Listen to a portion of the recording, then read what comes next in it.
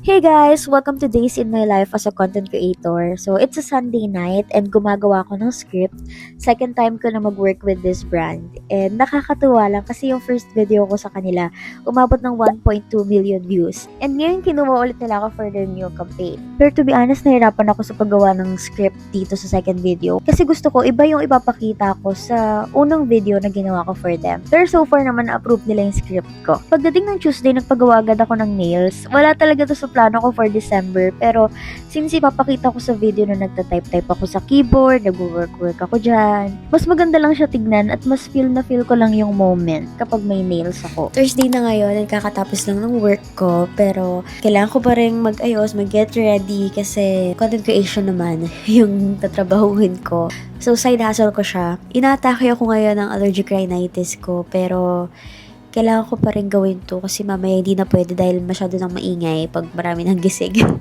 Ngayon, ako lang yung mag-iingay. So, get ready with me. That's my face right now. Meron akong pimple marks dito. Dito. Pero, gawin natin yung makakaya natin para takpan natin yan. So, yun lang. Anyway, here's my nails. And, pinili ko talagang blue yung ipagawa ko because of this collab. Normally, I like darker colors like red, ganyan. Pero ngayon, blue muna tayo. So, paano ko nga ba nakuha makipag-work sa mga brand na to?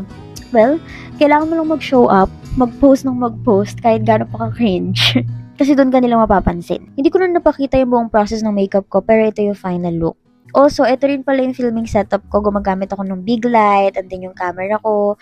So, inopen ko lang din yung mga iba't ibang lights ko for my background. Medyo makalat lang talaga pag nag-film, pero worth it naman yan. And ito rin pala yung sample video na sinubmit ko sa kanila. Pagdating naman ng Friday, dun ko na in-edit yung video ko. And kagandahan sa mga ganitong short form content, mabilis lang siya i-edit. And kahit same day, kaya ko na i-submit. As of the moment, naghihintay pa rin ako ng feedback nila. And hopefully, hindi madami yung revision. So, ngayon kasi, yung mga brand na nakakatrabaho ko, meron na silang pinapasubmit na proof of content o yun nga yung script na pinakita ko nung una. So, doon pa lang nakikita na nila kung ano yung sasabihin ko, kung ano yung text na ilalagay ko sa screen, kung anong klaseng shot yung ipapakita ko, kung anong ginagawa ko sa video. So, as in lahat nandun na. Kaya doon na sila nagbibigay ng feedback. And mas mabilis na yung process ngayon kumpara sa first ever collab ko with a brand. So, hopefully, hindi madami yung revision. Pero, ayun lang.